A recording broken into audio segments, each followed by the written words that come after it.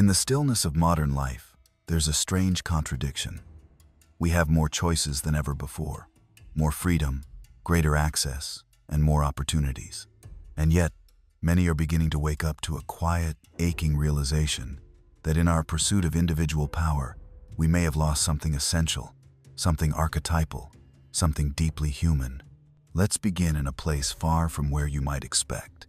China, a civilization with thousands of years of cultural memory, now facing a deeply modern crisis, the collapse of its population pyramid. In response to this decline, a term has entered the public consciousness: leftover women, referring to unmarried women in their late 20s or 30s who have not borne children.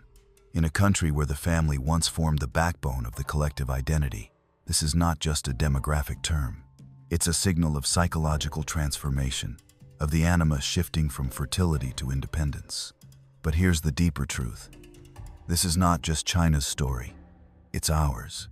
It's the silent epidemic running through modern Western life, where women who were told they could have it all now find themselves caught between timelines, biological, emotional, and social, all pulling in different directions. The question isn't about blame. The question is about awareness. Let me take you back to something personal, something small but telling. When my youngest daughter was born, her mother was 36. And I remember very clearly the doctors referring to the pregnancy as high risk, not because she was unwell, but because age alone tilted the odds. That threshold, sometimes set at 32, sometimes at 35, isn't just a number. It's a biological mirror, a reflection of how time, silently and without warning, begins to close doors even as we feel most in control. Here's a fact many people don't want to hear. A woman is born with all the eggs she'll ever have. Unlike men, who regenerate sperm, women carry a finite reserve of reproductive potential, and that reserve ages with them. Not emotionally, not spiritually, but biologically. And while science has made it easier to conceive later in life, it hasn't rewritten the underlying biology. That slow, imperceptible decline in fertility isn't a moral issue. It's not about value or worth. It's just nature's quiet countdown. Now consider this.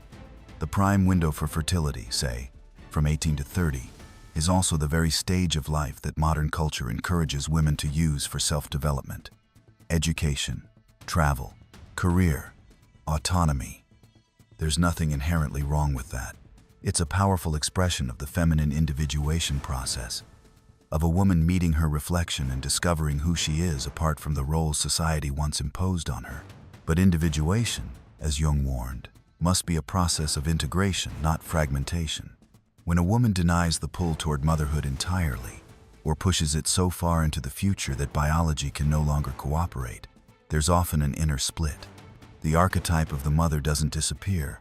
It simply goes underground, emerging later as grief, regret, or a quiet sense of disorientation. What's most tragic is that many women aren't told this, not in a grounded, caring, non-political way. They've sold the myth that fertility is like a bank account you can access at any time. But biology isn't a belief system. It's a rhythm. And when that rhythm is denied long enough, it stops playing. Now add to this another layer: modern health. As chronic illnesses, autoimmune disorders, stress-related conditions, and metabolic dysfunctions rise, especially among younger adults, the baseline physical resilience needed for conception is eroding. Even women in their 20s can struggle to get pregnant, and those struggles are not always emotional or psychological. Sometimes they are purely physiological, a consequence of overwork, poor diet, disrupted circadian rhythms, and synthetic hormone exposure. So now we're looking at a complex system. A woman in her early 30s, educated, professionally accomplished, emotionally mature, but biologically, she's standing at a narrowing doorway. And the deeper tragedy? She may not have even been told the doorway was there. Or worse, she was told it didn't matter. That silence, the silence around the limits of time, is where much of this suffering originates. There's a quiet cultural current running through Western societies, one that emerged alongside feminism but has since grown into something else entirely. It tells women, you don't need a man. Build your empire. Chase your dreams. Be your protector. And to some extent, That message has liberated countless women from real historical oppression. It allowed women to pursue education, to vote, to work, and to speak freely. That is not the enemy. But what happens when freedom turns into pressure? When independence is mistaken for invulnerability? Many modern women were raised with a masculine blueprint for success. Graduate early, get the degree, secure the job, build the network, compete, conquer. And again, none of this is inherently wrong. But it does echo a certain psychological pattern, the suppression of the anima. When the feminine principle, receptivity, nurturing, and emotional depth, is repressed in favor of control, ambition, and certainty, the psyche becomes lopsided. It's like watching a tree grow tall without roots. And then something unexpected happens.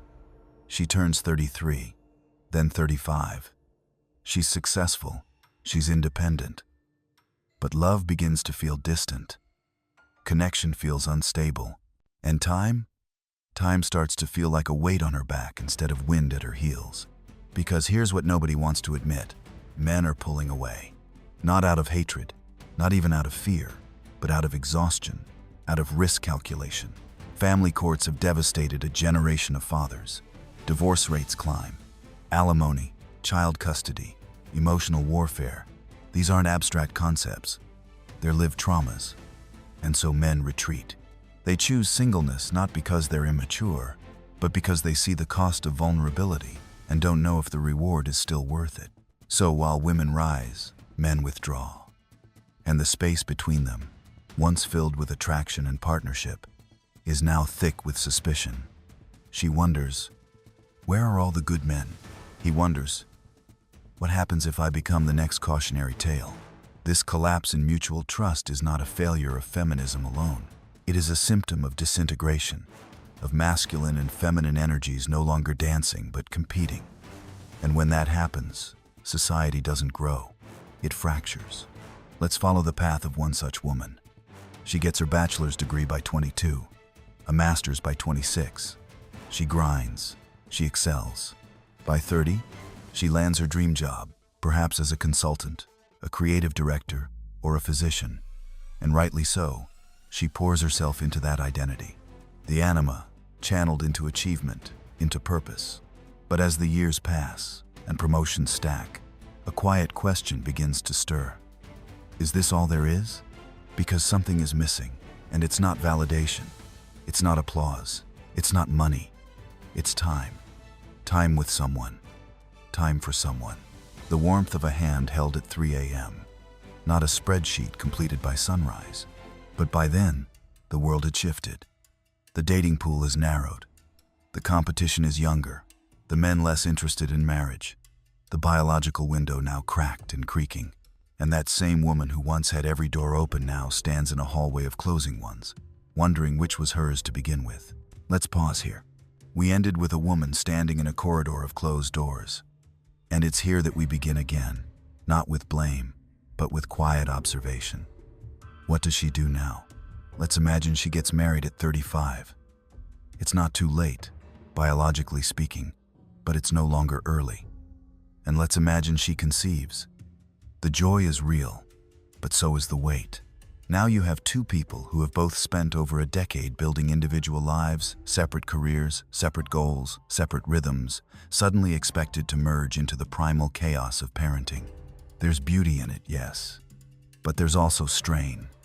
And the first question is almost always the same. Who sacrifices? Because babies don't care about your credentials. They don't care about your 5-year plan.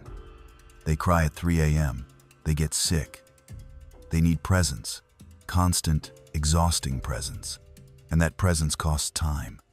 Time from work, time from self, time from the very freedom that was so hard won.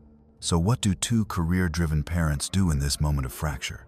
Often they outsource, daycares, nannies, babysitters. And again, this is not evil. This is not neglect. But it is a fracture, a small, barely perceptible one at first. A disconnect between the nurturing bond and the professional ambition. And the real question becomes, is it sustainable? Can you split your soul across both realms and remain whole? There's a psychological cost here. And it isn't just paid by the parents, it's paid by the child. Because while the modern world encourages efficiency, a child develops through attachment, through warmth, through the slow, unmeasured time of emotional resonance. You can't schedule that into a Google Calendar. You live it, or you lose it. Jung might say that the child represents the self, a symbol of integration, the reconciliation of opposites. But when the child is pushed into institutional care too early, the self is externalized, fragmented, and the family becomes a unit of logistics, not of soul. This is what happens when culture fails to align biology with ideology. We push the ideals of independence and careerism without considering the emotional rhythms of family life. We assume everything is interchangeable, that the nanny is just as good as the mother, that the father can be replaced with a check, and that love can be scheduled between meetings. But love is not efficient, it's demanding. And the more we try to optimize it, the more it resists us. Now let's go back a step. Let's say this woman didn't get married at 35. Let's say she didn't find someone. Because that's a growing reality too. The higher a woman climbs, especially in urban centers, especially in high-stress fields, the smaller the dating pool becomes. It's not just about income or education, it's about polarity. Masculine energy seeks the feminine, and when both partners are competing in the same energetic field, assertiveness, control, and dominance, there's no magnetic tension left. It's like trying to light a fire with two flints and no kindling. And men, sensing this lack of polarity, withdraw, not consciously, but instinctively. They don't know how to engage. And some, burnt by past relationships, simply refuse to try. So the woman waits. She dates. She hopes. But time keeps moving, and biology does not care for hope. The reproductive system is not a negotiator. It does not pause because your career was important or because the dating market is complicated. It simply continues on its path, gradually, inevitably. And then the realization hits. She may not become a mother. This is where the archetypes return, not as ideas, but as hauntings. The anima within her begins to ache, not just for a child, but for meaning, for continuation, for legacy. It's not about diapers or lullabies. It's about the feeling of being needed in the most primal way, about seeing your face echoed in another, about walking beside someone whose life is tied to yours, not by contract, but by blood. And when that's gone, not because of failure, but because of delay, a quiet grief settles in, one not often talked about. One is wrapped in shame, because the modern world promised her she could have it all. But now she sees. She can have anything, but not everything. Not at once. Not without consequence. This is the psychological crisis of the modern, high-achieving woman.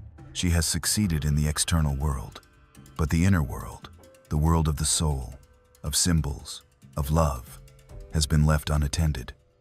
The house is well furnished, but the hearth is cold. And for those who do attempt motherhood later, the road is often more complex.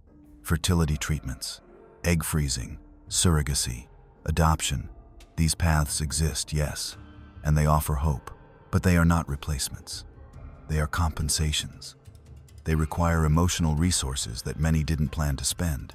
Some turn to sperm banks, others go to clinics.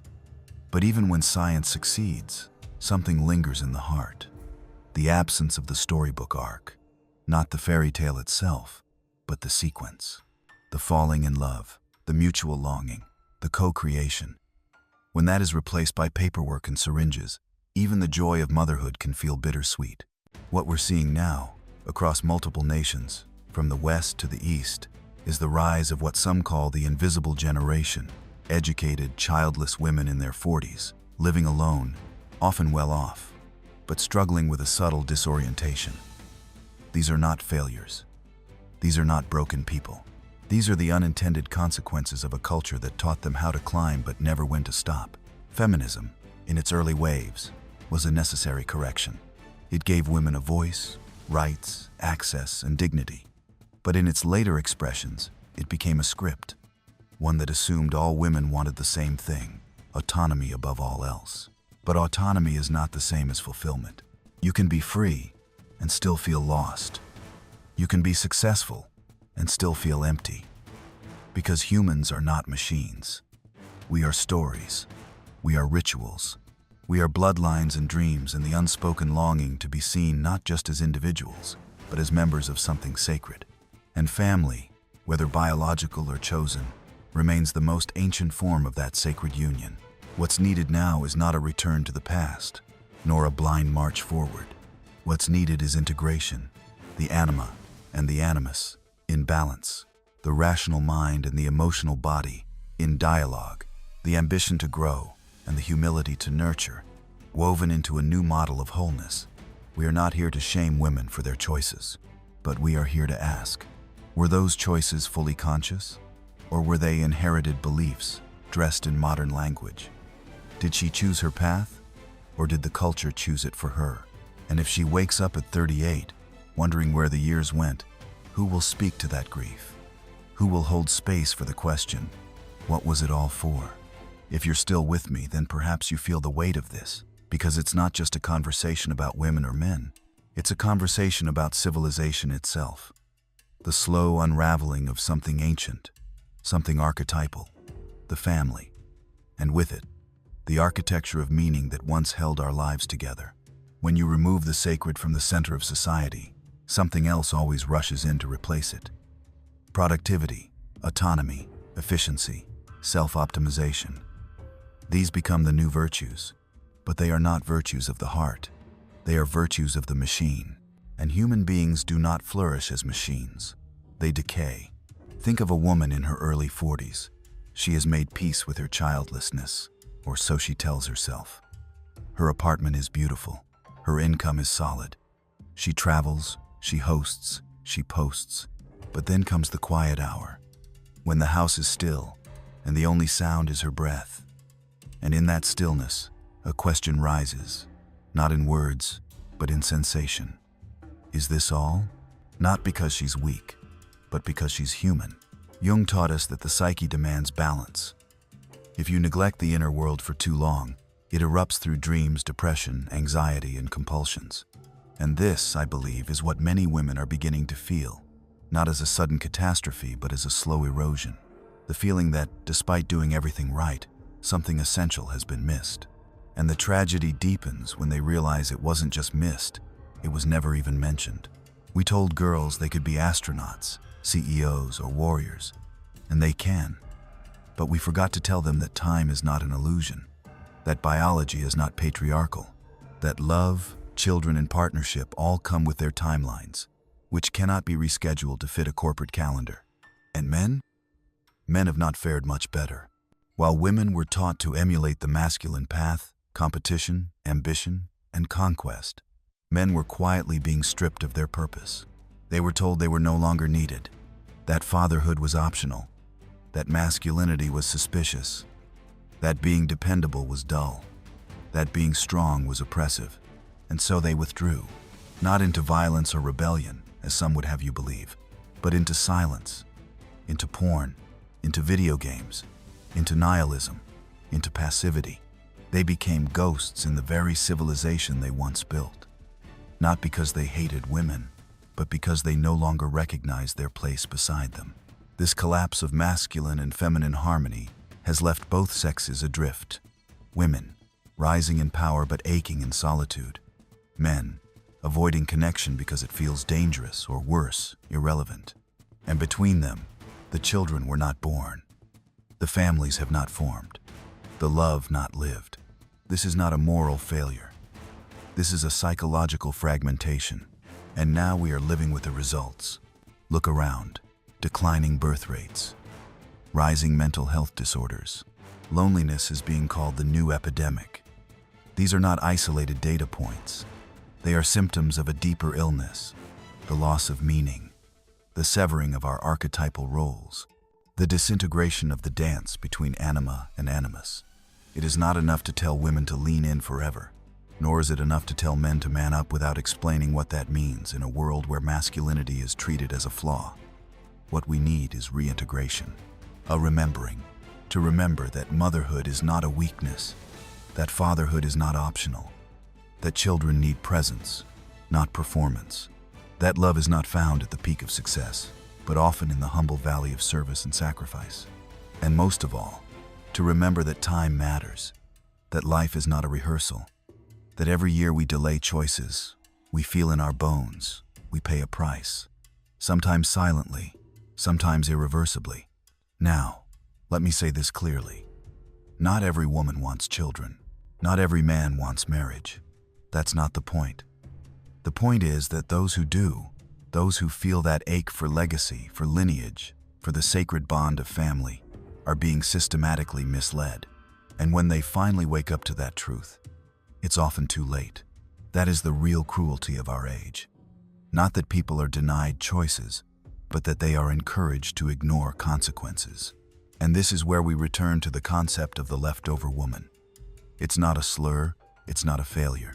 It's a cry, a symbol, a mirror held up to a society that told its daughters they could delay nature and still harvest fruit, that they could climb endlessly and still come home to something warm, that they could have it all without ever being told the cost. But life is always a trade. Every path you walk means another was not taken. And when a woman chooses a career for 20 years, she may indeed build something powerful, but she may also be closing the door on something sacred. Not because she's wrong, but because she was never given the full story. And what is the result? Generations of women have been grieving quietly, holding their diplomas in one hand and their regrets in the other. I wonder why the applause of the world cannot fill the silence of an empty home. And beside them, men were watching from a distance, feeling the loss, but not knowing how to name it. This is where the work begins. Not in shaming, not in blaming, but in rehumanizing, to sit with each other again, to listen, to tell the truth, to say to a 20-year-old woman, yes, chase your dreams, but remember your body has its rhythm. To say to a 25-year-old man, yes, find your purpose, but don't forget that someone, someday, might need your steadiness more than your strength. We must teach again what it means to build, not just careers but lives, not just moments, but legacies. Because one day, you'll look up from your laptop. The titles, the numbers, the deadlines, they'll blur. And you'll ask yourself, who did I build this for? Let the answer be someone real, someone alive, someone you loved enough to plan for, not just hope for. Until then, pause, reflect. Choose not just what excites you, but what anchors you. And if this message touched something in you, or you know someone walking this path, share it. Not because it's perfect, but because it's honest. And sometimes, honesty is the one thing that can still set us free. Thank you for watching. Stay healthy, and above all, stay awake.